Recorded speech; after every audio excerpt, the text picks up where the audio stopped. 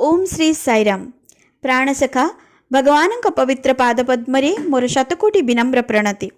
मोर पूज्य नमस्य गुरुजन तथा भाई भौणी समस्त पवित्र हृदय को हृदय गभीरतम प्रदेश भक्तिपूत प्रेम भरा साईराम जनाऊँगी। आध्यात्मिक स्वर्णरेण विच्छृत करुवा कार्तिक सोमवार यह पवित्र प्रभात आम जीवन पथ को आहुरी प्रशस्त कर चलू हृदय निवासी को एतिकी प्रार्थना। ओम श्री साई भक्तजन हृदयालयाय नमः। भगवान श्री सत्यसाई बाबांकर अष्टोत्तर शतनाम मध्यरु एह दिव्य नामटी भक्त मानक प्रति भगवानंकर अपार करुणार निदर्शन। एह पवित्र नामर अर्थ होची भक्त मानक हृदय रूपक आलय रे निवास करुवा भगवान श्री सत्यसाई बाबा को मोर प्रणिपात। भगवान बाबा कहती स्वर्गीय महाप्रेम और आकर्षण मनुष्यर सहजात। ए महाप्रेम और आकर्षण जितेबले निरवच्छिन्न भाव ईश्वर ठारे ही निवेदित होता है ताहा भक्ति रूपांतरित होता है। भक्ति बाहर आमदानी करिवार कौनसी पदार्थ नुह, आउ कहीं ताहा आम पई आनी देई परिबे नाही मध्य। यह माटीरु जात हुए ना किंबा आकाशरु खसी पड़े ना, यह मनुष्य हृदय स्वतः जात हुए एवं भगवानंक सह मनुष्यर निस्वार्थ प्रेमर बंधन। यह मनुष्य जितेबले भगवान सह भक्तिर निस्वार्थ प्रेम बंधन रे बांधी हो जाए एवं भगवान तार जीवन सर्वस्व हो जाती सेतेबेले भगवान से ही भक्तर हृदय रे वास करती। थरे जन भक्त तांकर गृह प्रतिष्ठा उत्सव को स्वामी को निमंत्रण करथांती। स्वामी पचारिले तू मते केउ घर को जीवा को निमंत्रण करुछु। भक्त जनक तांका घर रा एड्रेस देउथांती किंतु स्वामी पुणी पचारि चलथांती एवं जेतेबेले भक्त जनक कहउचंती स्वामी मो हृदय होछि आपणक घर, स्वामी अति प्रसन्न हो उठुचंती एवं कहउचंती हाँ एबे तू सठिक ठिकाना कहिछु, सेही घरे ही मते प्रतिष्ठित करे। श्रीमद् भगवद गीता रे भगवान श्री कृष्ण कहउचंती ईश्वर सर्वभूतानां हृदय से अर्जुन तिष्ठति। तेबे हृदयटी कोन रक्त मांसर ना, यह रक्त मांसर हृत्पिंड नुह जहाँ शरीरर अंग प्रत्यंग को रक्त संचालन करुछि। तेबे कौन ताहा होछि आध्यात्मिक हृदय। आध्यात्मिक हृदयर सहायतारे मनुष्य बाह्य जगत सह महत् भाव एवं दिव्य आवेगयुक्त संपर्क स्थापन करथाय। तेणु चिंतार उदारता, आवेगर पवित्रता, भावर कोमलता एवं प्रेम और सहनशीलतार मूर्तिमंत रूप होछि आध्यात्मिक हृदय। भगवान बाबा कहते मानव शरीर जदि एक दिव्य प्रासाद हुए, को आलोकित करने विद्युत व्यवस्थार मुख्य स्विच जदि पार्थिव हृदय बा हृत्पिंड हुए तेबे यही मुख्य स्विच को शक्ति जोगाई थाए किए, सही आध्यात्मिक हृदय। तेणु मनुष्यर समस्त भाव भाषा और कर्मर उत्स ही होछि आध्यात्मिक हृदय। देह देवालयम बोली आमे कहि थाउ। स्वामी याको तुंग भद्रा बोली कहिसंती। तुंग माने इनफाइनाइट, भद्रा माने ऑस्पिशियस, अर्थात मानव शरीर होची इनफाइनाइट रिजर्वर ऑफ ऑस्पिशियसनेस।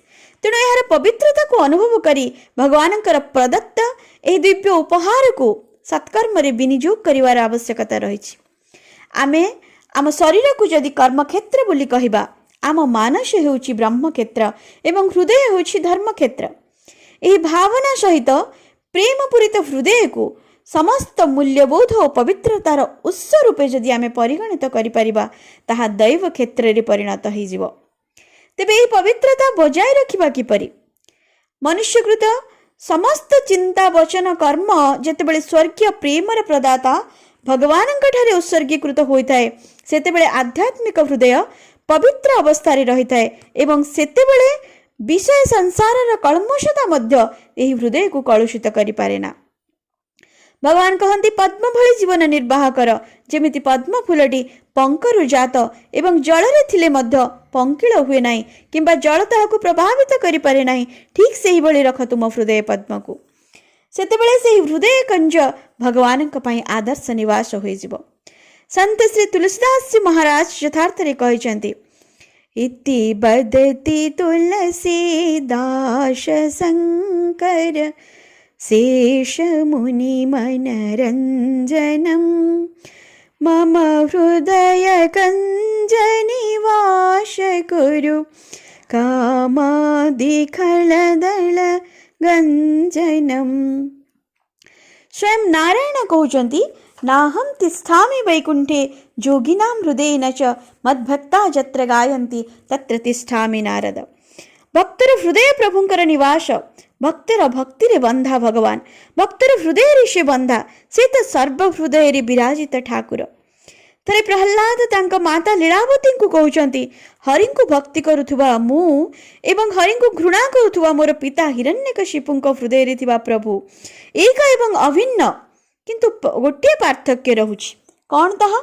प्रभुंक अमृत मधुर रूपर चिंतन करी, तांका नाम जप करी एवं तांको स्मरण करी मु निशासक्त परी प्रभुंक प्रेमानंद रे मज्जी जाउछि, अथच मो पिता नारायण को घृणा करी तांको हृदय को पत्थर करी सेथिरे प्रभु को प्रतिष्ठा करिसंती।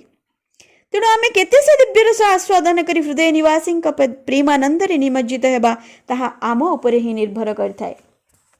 थरे बुद्ध को भिक्षा मागुथिबार देखि जणे कृषक कहूछि, हे आलस्यपरायण भिक्षु, मु तुमको काहेकि भिक्षा देबी? जो माने परिश्रम करती मु सेमानंकु खाद्य दिए, मु केते परिश्रम करुछि क्षेत्र।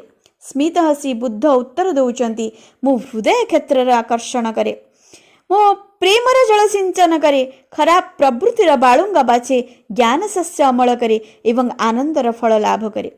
तेणु एथुरु आमे शिक्षा करबा आवश्यक जे आम हृदय क्षेत्र को आमे किभଳି भाव पवित्र रखिबा आवश्यकता रही, जहाँ क्षेत्रज्ञ पई निवास स्थल हेबो। आमे होमरे मंत्र उच्चारण करू, हृदय समर्पयामि।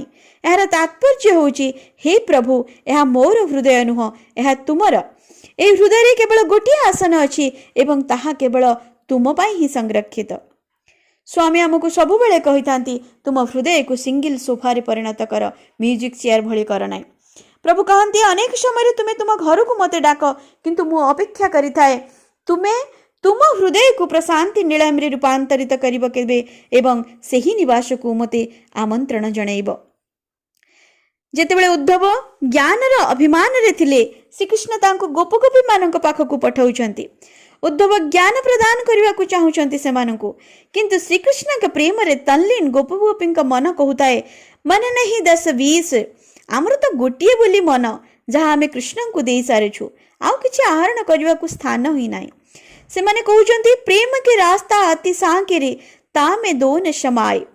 ए हृदय तो श्याम सुंदरंकर प्रेम रे उद्बुद्ध, आउ किछि पई रास्ता ही नाही, आउ कहा पई स्थान नाही। एवं किछि दिन पई आसीथिबा उद्धव से मानकर सेही भाव रे उद्बुद्ध होइकरी अनेक दिन सेठी रहि जाइछंती। गोप गोपींक हृदय सिंहासन रे केवल केवल साई कृष्ण ही अधिष्ठित थिले। एभली अनेक उदाहरण रे भरपूर अछि भक्त भगवानंकर गाथा।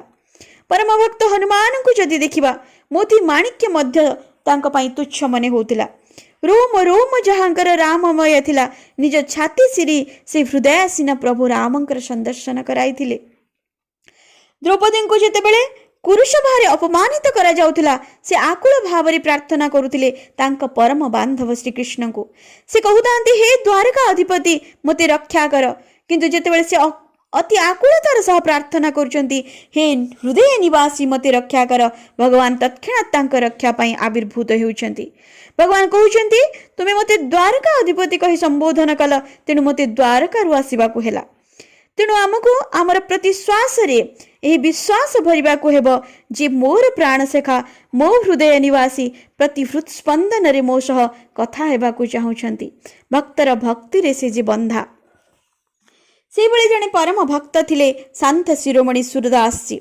थरे रास्ता रे जीवा समय से गोटे गातरे पड़ी गले एवं तांकर प्रिय कान्हा को डाकिबारे लागिले। हठात से अनुभव कले एक कोमल स्पर्श। शिशुटी हाथ बढ़ाई तांको उठेबारे साहाय्य कला, किंतु सूरदास जी जानिथिले जे से तांका कान्हा छड़ा आउ केही नुह। से कहउचंती, बाल गोपाल के रूप में आ गए कान्हा। कान्हा कहउचंती, अरे कौन कान्हा, हम तो तुम्हारे कान्हा नहीं है। सूरदास जी किंतु से कंठर दिव्यता और स्पर्शर शीतलता, कोमलता और पवित्रता को जानी जोरे कान्हांकर हाथ को धरी पकईचंती एवं कान्हा जेतेबेले तांको हाथ खसई जीवा को चेष्टा करचंती, से कहउचंती, बाह छुड़ा कर जात हो निबल जान के मोही, हृदय से जब जाई गो मर्द बनोगो तो ही। हे कान्हा, मते दुर्बल बोली भावे तुम्हें हाथ छड़ाई नौछ, किंतु मो हृदय रुत थरे जाई कि देख। ଭକ୍ତିର କି ଅପୂର୍ବ ପରାକାଷ୍ଠା, ଭକ୍ତିର କି ଶକ୍ତି ଆମେ ଏଠି ହୃଦୟଙ୍ଗମ କରିପାରୁଥିବା, ଯାହା ସୃଷ୍ଟିକର୍ତ୍ତାଙ୍କୁ ମଧ୍ୟ ପ୍ରେମ ବନ୍ଧନରେ ବାନ୍ଧି ଦେଇପାରେ। ଉଡ଼ିଗଲା ଚଢ଼େଇର ମନ କଥା ଜାଣୁଥିବା ଆମ ପ୍ରିୟ ସ୍ୱାମୀ ଏଭଳି କେତେ ଶତ ସହସ୍ର ଭକ୍ତଙ୍କ ହୃଦୟର ପ୍ରାର୍ଥନାର ପ୍ରତ୍ୟୁତ୍ତର ଦେଇଛନ୍ତି, ତାର ପଟାନ୍ତର ନାହିଁ, ସାଇ ଭଗବତର ଅନ୍ତ ହିଁ ନାହିଁ। ତେବେ ଜମି ମାଲିକ ସୁଦୀର୍ଘ ପ୍ରଶସ୍ତ ଜମିର ଅଧିକାରୀ ହେଲେ ମଧ୍ୟ ବସିବା ପାଇଁ ଏକ ସଫା ସ୍ଥାନର ଅନ୍ୱେଷଣ କରିଥାନ୍ତି। ଠିକ୍ ସେହିଭଳି ଆମ ପ୍ରାଣସଖା, ଆମ ହୃଦୟ ନିବାସୀ ଏକ ପବିତ୍ର ହୃଦୟରେ ସନ୍ଧାନରେ ଥାନ୍ତି। ଅନ୍ତର ଭିତରେ ଈଶ୍ୱର ନିବାସ କଲେ ହିଁ ତାହା ହୃଦୟ ପଦବାଚ୍ୟ ହେବ ଏବଂ ହୃଦୟ ନିବାସୀଙ୍କୁ ଅନୁଭବ କରିବା ପାଇଁ ଆମ ହୃଦୟକୁ ନବନୀତ ସମ କୋମଳ ରଖିବାକୁ ହେବ। ଶ୍ରୀକୃଷ୍ଣଙ୍କୁ ନବନୀତ ଚୋର କୁହାଯାଏ କାହିଁକି? କାରଣ ନବନୀତ ସମ ହୃଦୟକୁ ସେ ହରଣ କରିନିଅନ୍ତି। କୁରୁକ୍ଷେତ୍ର ଯୁଦ୍ଧରେ ଅର୍ଜୁନଙ୍କର ମନ କହୁଥିଲା ଯୁଦ୍ଧରୁ ବିରତ ରୁହ, କିନ୍ତୁ ହୃଦୟର ଅର୍ଥାତ୍ ହୃଦୟ ନିବାସୀ ଶ୍ରୀକୃଷ୍ଣ କହୁଥିଲେ ଯୁଦ୍ଧ ଅବ୍ୟାହତ ରଖ। ଶେଷରେ ଅର୍ଜୁନ ହୃଦୟର କଥା ଶୁଣିଲେ ଏବଂ କହିଲେ କରିଷ୍ୟେ ବଚନମ୍ ତବ। ସ୍ୱାମୀ କହନ୍ତି ତୁମ ହୃଦୟ ପ୍ରତି ବଦଳରେ ମୋର ହୃଦୟ ନିଅ, କିନ୍ତୁ ପବିତ୍ର ହେଉ ତୁମ ହୃଦୟ। ଥରେ କଳ୍ପନା କରି ଦେଖିବା କେତେ ଭାଗ୍ୟବାନ ସେ ଭକ୍ତ ଯିଏ ନିଜ ପବିତ୍ର ହୃଦୟ ପ୍ରତି ବଦଳରେ ଭଗବାନଙ୍କର କରୁଣାପୂର୍ଣ୍ଣ ପ୍ରେମପୂରିତ ହୃଦୟ ପାଇପାରିବ। ଆସନ୍ତୁ ଆମ ଜୀବନ ବଂଶୀକୁ ତାଙ୍କରି ସ୍ୱହସ୍ତରେ ସମର୍ପି ଦେବା। ପବିତ୍ର ଶ୍ୱାସ ଭରି ହୃଦୟ କଞ୍ଜରେ ବଂଶୀର ମଧୁର ରାଗିଣୀ ହୋଇ ସେ ସଦା ପ୍ରତିଭାତ ହେବେ। ହୃଦୟ ନିବାସୀ ସାଇ ଆମ ହୃଦୟ ସିଂହାସନରେ ନିତ୍ୟ ବାସ କରି ଆମକୁ ତାଙ୍କରି ପ୍ରଦର୍ଶିତ ମାର୍ଗରେ ଆଗେଇ ନିଅନ୍ତୁ ଏବଂ ଜୀବନକୁ ଦିବ୍ୟ ଆନନ୍ଦରେ ବୁଡ଼େଇ ରଖନ୍ତୁ। ଏହି ପ୍ରାର୍ଥନା ତାଙ୍କ ପଦ୍ମପାଦରେ। ଓମ୍ ଶ୍ରୀ ସାଇ ଭକ୍ତଜନ ହୃଦୟାଳୟାୟ ନମଃ।